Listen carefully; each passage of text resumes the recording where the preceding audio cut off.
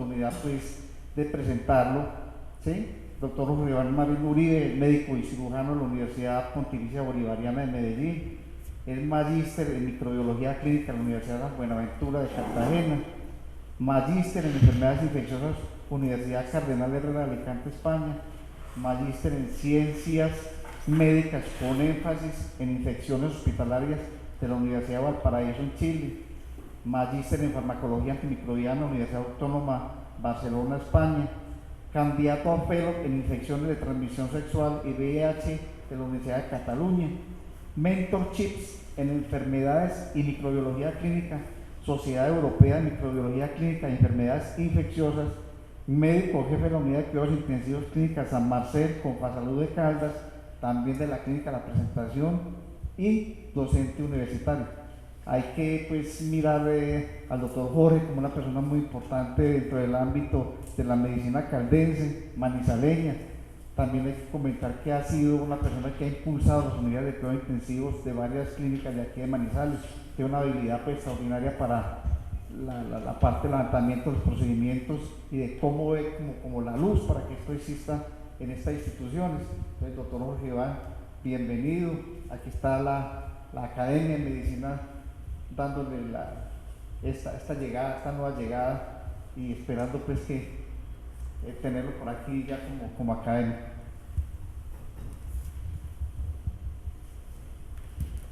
Bueno, muy buenas noches, doctor Rodrigo, muchas gracias por la presentación. Pues para mí es un orgullo inmenso estar en este ambiente académico. Como dice el doctor Rodrigo, pues ya me había invitado y pues yo debo disculparme aquí porque cuando yo había aceptado la invitación del doctor se me había cruzado con alguna de estas formaciones que estaba haciendo, pero para mí siempre ha sido una prioridad poder compartir esos espacios con ustedes. Y pues agradezco también la oportunidad que me dan hoy de contarles algo de lo nuevo que estamos haciendo y de lo nuevo que ha llegado a la ciudad, para ponernos un poco al tono de lo que son los nuevos métodos diagnósticos en enfermedades infecciosas. Entonces, debo empezar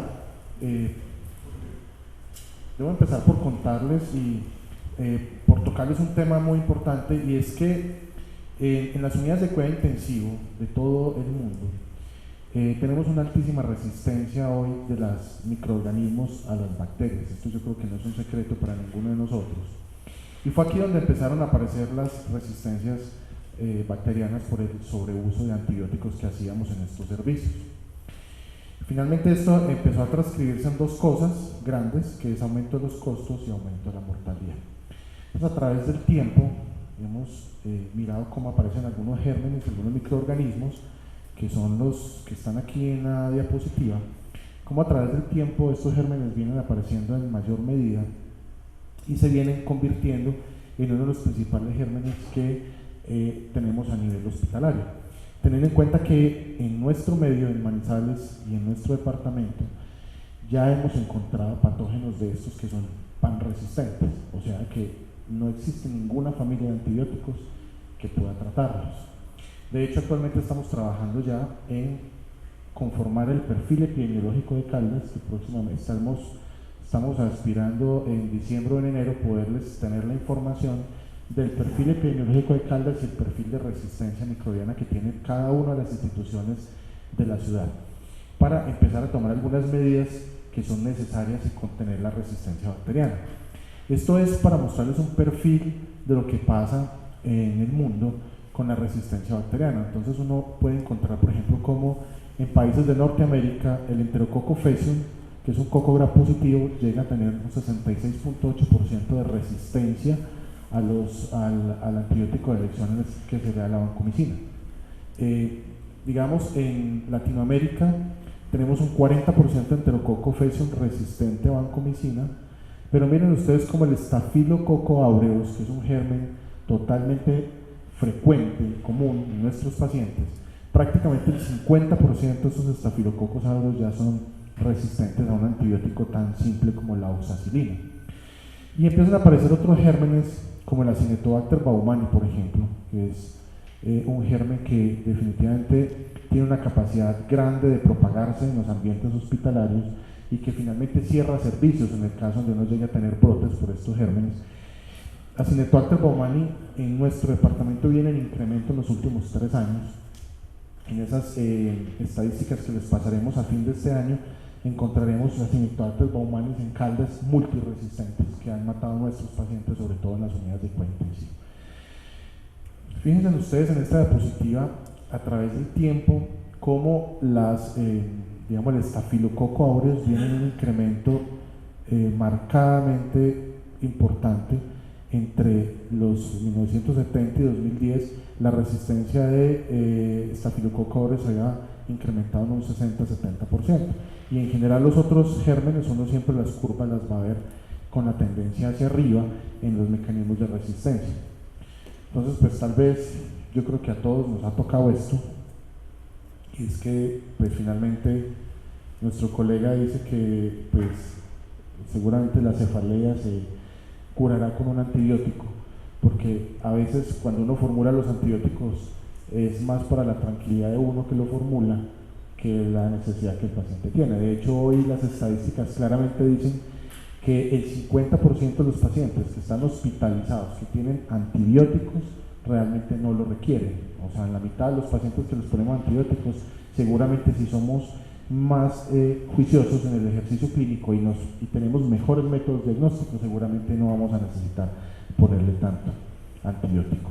Esto es lo que pasa, por ejemplo, con un germen muy común que es, digamos, Pseudomonas aeruginosa. Pseudomonas aeruginosa, que en el eje cafetero se convirtió en una bacteria problema porque, digamos, lo que es Risaralda y Quindío tienen Pseudomonas pan-resistentes, y con el intercambio de pacientes que nosotros tenemos por el paciente va y viene en las diferentes instituciones, Pseudomonas es una bacteria que se nos está quedando en los ambientes hospitalarios y la estamos encontrando pan-resistente. O sea, estos pacientes finalmente tenemos que tratarlos con 2-3 antibióticos o con antibióticos que vienen en camino en la nueva era para tratar de contener las enfermedades por Pseudomonas. Y obviamente que entre más uso de antibióticos, pues más tendencia tenemos a la resistencia. Fíjense ustedes aquí como con el imipenem, que es un antibiótico que está prácticamente restringido porque es un excelente antibiótico, pero tiene un inconveniente, es que genera resistencias fácilmente en el ambiente hospitalario. Entonces, a mayor consumo de imipenem, más riesgo de resistencias vamos a tener, y eso pasa en general con la mayoría de los antibióticos. Eso nos permite entonces mirar, este es otro esquema con enterococo que les mencionaba ahorita, un coco gram positivo con un antibiótico que entró en el 2010, se llama daptomicina. Ya hasta la fecha, hasta el 2012, más o menos 2014, decíamos que la resistencia a daptomicina no era poco probable, pero finalmente en los últimos años hemos encontrado en enterococos, sobre todo aislados en sangre, o sea en bacterianos, como ya hemos podido encontrar enterococo resistente a daptomicina, que supuestamente era el último esquema antibiótico que haya salido para esto. Entonces, finalmente, con ese breve recorrido de lo que estamos en el panorama de la resistencia, finalmente pues hemos tratado de trabajar en encontrar nuevas herramientas que nos permitan tomar mejores decisiones para decidir si al final un paciente sí tiene o no tiene una infección, porque digamos que esto es lo que al final nos interesa saber, si yo realmente sí debo iniciar una terapia antimicrobiana o no. Y uno de los problemas que teníamos a través del tiempo era, yo pensaba que clínicamente mi paciente tenía una infección, y cuando yo pedía los cultivos, pues tenía 2 problemas. Uno es que el cultivo no me llega inmediatamente, el cultivo me toca esperar 3, 4 o 5 días dependiendo del método diagnóstico que estemos usando, y finalmente el cultivo me llega negativo. Entonces uno pensaba así, bueno, entonces el paciente sí tuvo o no tuvo una infección, y si la tuvo, realmente cuántos días voy a dejar el tratamiento antibiótico, lo voy a dejar 7 días, lo voy a dejar 10 días o lo voy a dejar 14 días. Entonces fíjense en cómo tomar la decisión de entrada es un tema muy importante, porque cuando yo tomo la decisión inadecuada enfrentado a un paciente infectado, tengo un riesgo de mortalidad mucho más grande Cuando yo tomo una decisión inadecuada del esquema antimicrobiano y mi paciente, digamos, está séptico en el servicio de urgencias y yo defino un esquema antibiótico que no es el adecuado, la mortalidad de ese paciente se me va a incrementar, muchas veces se me va a duplicar. Entonces, esto sumado a la demora que teníamos en los métodos diagnósticos, nos permitió entonces entrar a investigar algunas de las cosas que son las que les voy a mencionar a continuación. Entonces, normalmente, ¿qué es lo que hacemos? Normalmente, un paciente está bajo un proceso infeccioso, sospechamos digamos una bacteremia, se toman los hemocultivos convencionales. Estos hemocultivos entonces van a un cultivo primario que es un agar, generalmente un agar sangre o un agar chocolate, que es donde se siembra. Después de esto pasa unas pruebas bioquímicas y después de esto tenemos que hacer un antibiograma manual. Y aquí se lee y se le dice al médico, finalmente usted tiene una Escherichia coli en ese hemocultivo en el cual tiene un perfil de resistencia que es el siguiente. Esto, laboratorio convencional, yéndonos bien, nos podemos demorar hasta 4 días. Usted tiene que pasar 4 días manejando empíricamente un paciente sin saber si realmente tiene un proceso infeccioso o no y qué tipo de infección va a tener. Yéndonos a un campo mucho más amplio de la microbiología, pues hoy contamos con otros sistemas, que es el sistema Vite, que ya de una forma automatizada me hace la identificación del germen y además me hace la susceptibilidad del germen. Entonces ya no voy a tener que esperar 4 días con este sistema, sino que seguramente entre 36 a 48 horas el laboratorio me va a poder estar diciendo, mire, me está creciendo un germen y probablemente la sensibilidad antibiótica es esta, pero todavía tenemos que estar esperando 2 días para ello. Mientras ese tiempo pasaba, o sea, mientras le pasa a uno el tiempo esperando el cultivo y lo demás, pues uno tiene muchas incertidumbres clínicas con esos pacientes, y mucho más si el paciente no va bien, si el paciente no está mejorando. Entonces usted empieza a pensar si realmente tiene que poner un segundo antibiótico, si lo que tengo es otro proceso infeccioso, si lo que tengo es un virus, si lo que tengo es un parásito, y finalmente entonces empieza uno a adicionar un montón de cosas que muchas veces seguramente el paciente no va a necesitar. Entonces entramos a una era que es el diagnóstico molecular, en este caso de las enfermedades infecciosas. Entonces finalmente vamos a tener que entrar a cada vez más trabajar con biología molecular, que nos va a permitir en tiempo real hacer el diagnóstico de las enfermedades infecciosas. Entonces, a nuestra ciudad logramos traer un equipo que se llama el Fieldman Ray, que esto hace una cosa que es el diagnóstico sindromático, y el método diagnóstico de esto es una biología molecular, una PCR en tiempo real. ¿Cuáles son las ventajas de este Fieldman Ray? Las ventajas es que el laboratorio no tiene que hacer suficiente manipulación de las pruebas, con unas pruebas muy sencillas que se las voy a mencionar más adelante. Tomamos la muestra, esa muestra va a un equipo como esto, es una muestra que parece una tirilla de un glucómetro, se mete al equipo. La manipulación que tiene que hacer la persona que está haciendo el manejo del equipo es de 2 minutos, y el tiempo de corrido del equipo va entre 60 y 65 minutos, de manera que a los 60 minutos, o sea, a la hora, nosotros podríamos estarle diciendo a usted, su paciente tiene una sepsis o tiene una bacteremia por una Escherichia coli, por ejemplo. Y ese paciente en una hora puede estar, ese médico, perdón, en una hora puede estar tomando decisiones diagnósticos y terapéuticas con ese paciente. Entonces, es una prueba supremamente sencilla de hacer, y nos permite englobar los 4 grupos de microorganismos que existen, con un diagnóstico, como les digo, 1 hora, disponible las 24 horas del día, los 7 días de la semana, y con una especificidad bien interesante, porque la especificidad de todas las pruebas que les voy a mencionar a continuación superan el 98%, quiere decir que son pruebas supremamente confiables, son supremamente acertadas, que nos permiten a nosotros tomar una decisión mucho más rápida y una decisión mucho más eficiente. Entonces, vamos a hacer una comparación entre lo que teníamos, que todavía seguimos teniendo, pero con lo nuevo que ya está entrando con el modelo de diagnóstico sindromático. Por la microbiología convencional, entonces yo voy a tardar 72 horas para hacer un diagnóstico a través de un cultivo. A través del diagnóstico sindromático, Fieldman Ray, vamos a tardar aproximadamente 1 hora en hacer el diagnóstico. En microbiología convencional vamos a tener que hacer sembrados en colonias en agar o chocolate, Finalmente, en diagnóstico sindromático vamos a poder hacer diagnóstico en líquido cefalorraquídeo, hisopado nasofaríngeo, materia fecal y hemocultivos positivos. En la microconvencional hay que hacer unos métodos laboriosos que consumen tiempo y recurso. Esto les mencionaba en diagnóstico sindromático, que con 2 minutos de manipulación el técnico o la persona que está encargada del laboratorio de microbiología puede hacer el procesar la muestra.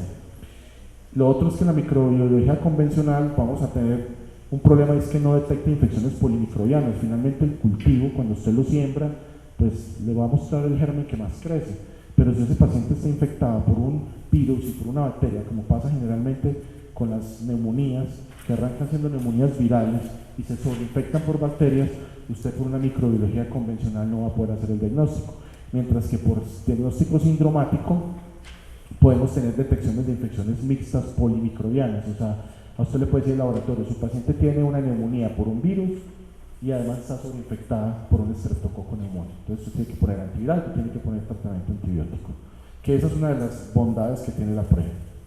Los otros es que en microbiología convencional pues hay todavía algunas bacterias que no podemos encontrar, que no podemos sembrar, o que más bien no tienen crecimiento.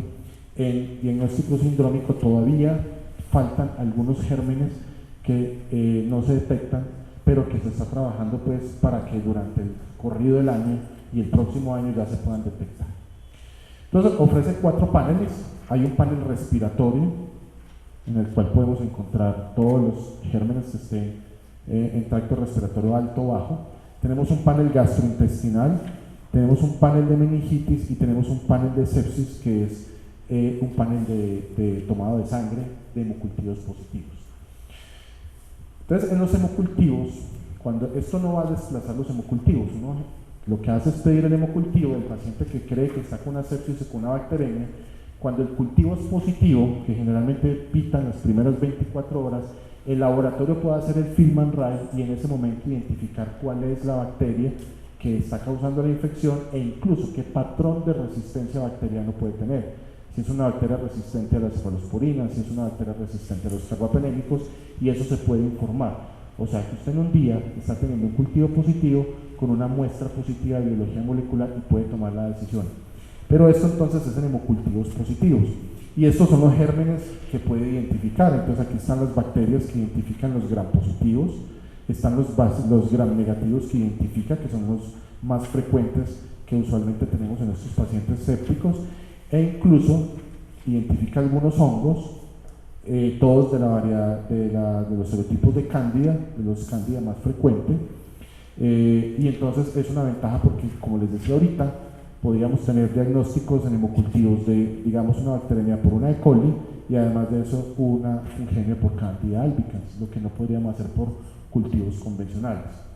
Entonces les pongo aquí un caso, este es un algoritmo que se puede generar cuando uno tiene Film-and-Write. Estos son los algoritmos que estamos generando para la persona que lo solicita. Entonces, hemocultivo positivo, Film-and-Write se hace en 1 hora, les dicen que tiene unas pseudomonas, y estos son los algoritmos que estamos generando para facilitarle al médico la toma de decisión antibiótica y poder tomar decisiones antibióticas haciendo un uso racional de los mismos. Entonces, si el paciente está sepsis inestable, puede coger por este lado. Si el paciente está con sepsis pero estable, pues coge por este lado, teniendo el diagnóstico del Film-and-Write. Lo mismo podríamos pensar, por ejemplo, con Staphylococcus aureus. Les decía que el 40-50% de nuestros estafilococos son resistentes ya a la meticilina, o sea, a la oxacilina. Entonces, con este estafilococo, con estas pruebas, nosotros podríamos determinar si existe el gen MECA, que es el gen que le confiere resistencia a la oxacilina. Si este Film-and-Write nos detecta el gen MECA, si está positivo tendríamos que irnos por este lado. Si el gen MECA está negativo, podríamos irnos por este lado, cosa que hoy día no podemos hacer con los cultivos convencionales. Nos tocaría iniciar una terapia empírica y determinar a través de la terapia si el paciente evoluciona satisfactoriamente o no. Entonces, mire, les pongo este caso clínico. Estos casos clínicos son reales antes de la práctica diaria de nosotros. Este caso fue un hombre de 35 años, futbolista. El motivo de consulta del servicio de urgencias es fiebre, escalofrío, malestar general, unos síntomas que llevan 1 semana de evolución. Él tiene un antecedente, refiere a un antecedente de pequeño absceso en región pretibial izquierda, manejado con dicloxacilina por 7 días. Aún se observa absceso en la misma región. Lo encuentran con una presión de 160, taquicárdico, con fiebre, saturando 95%. Le solicitan los paraclínicos de ingreso al servicio de urgencias. Encuentran 22.000 leucocitos con 85% de polimorfos nucleares, una PCR supremamente alta, 240, una procalcitonina muy positiva, 2.5 y una creatinina de 0.9. O sea, este paciente evidentemente pues está en un proceso infeccioso y está séptico. Entonces este paciente se ingresa, se toman 3 hemocultivos seriados y los médicos hacen un diagnóstico, un absceso en región pretibial izquierda y una sepsis probablemente de tejidos blandos. Inician un manejo con vancomicina 1 gramo cada 12 horas, más clindamicina 600 miligramos IV cada 8 horas, que es un manejo adecuado para un paciente que está en una sepsis de tejidos blandos. A las 24 horas el laboratorio nos llama y nos dice, mire, están creciendo unos coco gram positivos, catalasa positivo. O sea, probablemente son estafilococo aureus, que es el que cumple esto. Entonces nosotros le decimos al laboratorio, por favor monten un film and write de esto, y ellos nos montan el film and write, nos detecta un estafilococo aureus, esto es en 1 hora, y nos detecta el estafilococo aureus con detecta aquí el gen MEC-A. O sea, que en un día sabemos que este paciente tiene una sepsis por estafilococo aureus con el gen MEC-A positivo, o sea, resistente a la oxacilina. Por lo tanto, este paciente, seguramente la terapia que teníamos de entrada no iba a ser la de elección por la probable falla terapéutica con vancomicina. Entonces lo que hacemos es suspender vancomicina y clindamicina e iniciamos una cefalosporina de 5ª generación que está creada para estafilococos aureus con gen MEC-A mutado. O sea, esta cefalosporina se hizo para este tipo de paciente. Entonces con el film and write pudimos suspender el esquema antibiótico que teníamos, iniciamos ceftalolina 600 miligramos cada 12 horas. Es un antibiótico bactericida que va directamente sobre la mutación de ese gen. Tiene un perfil de seguridad porque no es nefrotóxico, diferente a la vancomicina que le teníamos. No requiere seguimiento de niveles plasmáticos. Cada vez más estamos tratando de proponer que no usemos vancomicina si no tenemos niveles plasmáticos por el riesgo de la oto y la nefrotoxicidad que estamos teniendo. Y con la clindamicina estábamos corriendo un riesgo de colitis automembranosa en la dosis que se tenía. Este paciente se le puso ceftarolina y a las 48 horas estaba fuera de la sepsis y a las 72 horas estaba en su casa con la ceftarolina manejado con un plan de hospitalización en casa. Entonces lo que se hizo aquí, bueno, y este es el algoritmo para hongos que tampoco lo teníamos. O sea, sabemos que cultivar hongos no es fácil, sobre todo que en el laboratorio uno generalmente le dice están creciendo blastocomías o están creciendo hifas y uno se queda sin saber qué tipo de hongo es ese. Con film and write podemos determinar qué tipo de cándida tiene para saber a qué tipo de antifúngico nos podemos ir. Entonces este es un esquema que es supremamente valioso en pacientes inmunosuprimidos o en pacientes que tienen algún riesgo de candidemia, poder saber la especie y poder saber, según el algoritmo, a qué tipo de antifúngico nos podemos ir. Nos facilita mucho la toma de decisiones. Entonces es el panel de sepsis, el panel de bacteremia. Ahora tenemos el panel gastrointestinal. El panel gastrointestinal se hace a través de una muestra de materia fecal, generalmente pacientes inmunosuprimidos que tienen una diarrea o pacientes que tienen cuadros de diarrea aguda, que tienen un compromiso hemodinámico importante, que se ven muy enfermos, muy tóxicos. Entonces uno puede hacer una prueba de biología molecular o film and write en materia fecal. Nos va a mostrar estas bacterias que están aquí, que son las más frecuentes de las bacterias que causan disentería. Nos va a mostrar protozoos como Cryptosporidium o Cyclospora cayetanensis o Ectomea histolítica o Yergelandia. Nos va a mostrar los principales virus que causan enfermedad diarreica aguda y nos va a poder determinar la diarrea, si es por E. coli o Shigella, qué tipo de variante de E. coli tiene, si es enteroagresiva, enteropatogénica, enterotoxigénica, o si es una Shigella con la toxina productora de la toxina chiga productora de la Escherichia coli. Esto nos va a permitir con mucha mayor seguridad hacer el abordaje terapéutico. ¿Cuántos de nuestros pacientes tienen una EDA viral y usted los ve con tratamiento antibiótico, trimethoprim-sulfos y ciprofloxacina? ¿O cuántos de nuestros pacientes tienen una diarrea por protozoos y finalmente nosotros lo estamos asumiendo que es una diarrea viral? Entonces les muestro el caso clínico que corresponde a este panel. Este es un hombre de 44 años, hace un año le diagnosticaron SIDA estadio 3C, con unos linfocitos CD4 en 50 y una carga viral en 100.000 copias. El paciente está en estadio supremamente avanzado de su enfermedad del VIH. Este paciente nos consulta por una semana de evolución de deposiciones diarreicas asociada a pérdida de peso e inapetencia. Lo que les quiero mostrar aquí es que este paciente consulta, este es un sábado en medio de un puente, o sea, el lunes era festivo, consulta a las 9:30 de la mañana del sábado al servicio de urgencias. Cuando uno tiene un paciente de estos en un servicio de urgencias un sábado en medio de un puente, pues esto es un desastre porque a este paciente hay que ponerle todo, porque tiene una diarrea en un paciente que está francamente inmunosuprimido.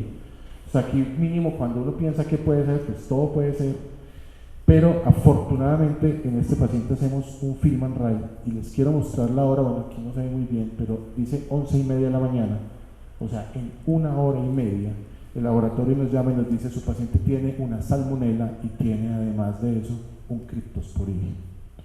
En 1 hora, un sábado en medio de un puente. Entonces, con estos hallazgos iniciamos tratamiento con ceftriaxona y le pusimos nitazoxanida. Con esa medida ese paciente el lunes festivo estaba en su casa con el manejo oral, con el ya rehidratado, sin diarrea y con diagnóstico hecho un sábado con un puente en 1 hora. El otro panel es el panel de meningitis y encefalitis, que es otra ayuda grandísima. A través de un líquido cefalorraquídeo podemos buscar estas bacterias que están aquí, que son las más frecuentes de meningitis, los virus, que son los más frecuentes de meningitis tanto en el adulto como en el niño, y algunos hongos como el Cryptococcus neoformans o el Cryptococcus gatei. Entonces fíjense, este caso que es bien interesante. Esta es una mujer de 50 años, con un antecedente de una hipertensión arterial controlada, tiene una leucemia mieloide aguda en manejo 7x3, después de un cuadro gripal inicia con cefalea intensa asociada a emesis en proyectil y fotofobia, ingresa al servicio de urgencias, se nota rigidez de nuca. Hasta aquí tenemos una clínica de una meningitis, una paciente francamente inmunosuprimida. Se sospecha una meningitis aguda, se hace un TAC de cráneo simple, el cual es normal. Este paciente va y se somete a una punción lumbar. La punción lumbar nos dice que tiene un líquido amarillo, tiene 300 leucocitos con 70% polimorfos nucleares, con una glucosa de 50 y una proteína de 150. Un líquido cefalorraquídeo que si uno lo analiza profundamente no le está diciendo absolutamente nada, en una paciente que está supremamente grave. Entonces uno dice, ¿esto será una meningitis bacteriana o será una meningitis viral? ¿Cuál era el problema de la paciente? El problema de la paciente no era que no teníamos diagnóstico, sino que además de eso esta paciente tiene una creatinina de 2, es alérgica a la penicilina y a las cefalosporinas, y entonces ahí quedamos más fritos de lo que estábamos, porque pues no teníamos diagnóstico, sabíamos que clínicamente tiene una meningitis. El esquema empírico de meningitis dice que hay que ponerle vancomicina, ceftriaxona y ampicilina, y esta querida señora tiene una falla renal, que no le podemos poner vancomicina, es alérgica a la penicilina y a las cefalosporinas, que no le podemos poner ampicilina ni ceftriaxona. Entonces pues esta fue la cara en la que quedamos, porque entonces ahora qué vamos a hacer con esta señora. Pues afortunadamente le hicimos el film and write, que yo creo que me pasó aquí. Bueno, le hicimos el film and write y en film and write nos reporta positivo para un herpes virus, afortunadamente. Decía yo la otra vez que es el primer herpes virus que me da tanta alegría encontrarlo en un líquido cefalorraquídeo, porque pues eso nos quitaba el peso de poner antibiótico a la paciente y ponerle un antiviral, cual le pusimos aciclovir 10 miligramos por kilo cada 8 horas, y la paciente perfectamente al 7º día estaba completamente aliviada de su meningoencefalitis. Y el último panel es el panel respiratorio, que esta es una ventaja grandísima para la cantidad de episodios de influenza y demás virus que hemos tenido en el tracto respiratorio. Este panel nos busca todos los virus posibles que estén en el tracto respiratorio y nos busca especialmente influenza AH1, variante 2009, o la H1 o la H3, y además de eso nos va a buscar Bordetella pertussis, Chlamydia pneumoniae y Mycoplasma pneumoniae. La toma es muy sencilla, es hacer un hisopado en el fondo a través de la fosa nasal, se hace un hisopado muy sencillo con un escobillón que no es muy traumático, se hace el hisopado y se envía la muestra. ¿Qué problemas teníamos con el tema, con los virus antes o con los hisopados que se hacía previamente, los hisopados que mandábamos a estudiar para hacer un H1N1?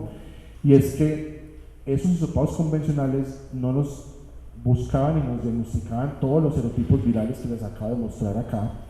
La sensibilidad de esa prueba normal convencional es del 75%, no nos detecta para influenza 1.3 y adenovirus, que son en nuestro medio en Manizales muchas de las neumonías que fueron diagnosticadas como H1N1 no fueron H1N1, fueron para influenza 1 y esos métodos no lo diagnosticaban, y muchos de los neumonitis que hoy día tenemos en las unidades de cuidado intensivo son debidas a adenovirus y a parainfluenza, que estos métodos convencionales los reportaban como negativos. Entonces, con Feynman-Rae, que es este método, podemos tener una mayor especificidad en el diagnóstico, y se los demostramos en este caso. Es una mujer de 60 años, diabética, consulta por tos, fiebre, malestar general, dificultad respiratoria con síntomas de 4 días de evolución. El médico le hace un manejo con loratadina y acetaminofén, pero esta señora reingresa a los 2 días por aumento del trabajo respiratorio, desaturación, polipnea, normotensión, taquicardia y una febrícula. A esta paciente se le toman paraclínicos, se encuentran unos paraclínicos en general, aquí muy buenos, una PCR levemente elevada, una procalcitonina negativa, unos gases arteriales en general relativamente buenos, con un trastorno de la oxigenación importante, y se hace una placa de tórax en el servicio de urgencias, y esto es lo que se encuentra. Una placa supremamente comprometida con infiltrados alveolo-intersticiales en los 4 cuadrantes, que podría ser pues muchas cosas. Una neumonía multilobar evidente, pero entonces ¿de qué etiología? ¿Es una neumonía viral? ¿O es una neumonía por atípicos? ¿O es una TBC? ¿O esta paciente tiene una vasculitis asociada a su diabetes mellitus? Esta paciente ingresa a la unidad de cuidado intensivo, va a soporte ventilatorio mecánico y se define poner un esquema amplio para todo, que es lo que normalmente se hace: vancomicina, piptazo, claritromicina y oseltamivir. Esta paciente se logra hacer un Feynman-Rae al ingreso a la UCI. A la hora nos llaman y nos dicen: esta paciente tiene una influenza H1N1 variante 2009. Inmediatamente dejamos la paciente manejo con oseltamivir solamente, quitamos piptazo, vancomicina y el resto de cosas, y la paciente evoluciona satisfactoriamente, mostrando una cosa muy interesante para los administradores, y es que si yo le hubiera dejado la vancomicina a ese paciente, esto me cuesta la vancomicina 65.000 pesos día, la dosis que le teníamos, piptazo 377.000 pesos, claritromicina 96.000 pesos. Quiere decir que por día este paciente se me consumía 538.000 pesos en antibióticos, y si yo multiplico eso por 10 días que le tengo que dar, cuesta 5.389.000 pesos el esquema antibiótico que le tenía. Cuando la prueba de Feynman-Rae cuesta 700.000 pesos, y lo mejor de todo es que está en el POS. A esto no hay que hacerle ninguna justificación no POS, porque el código está incluido dentro del plan básico de salud que hoy tenemos.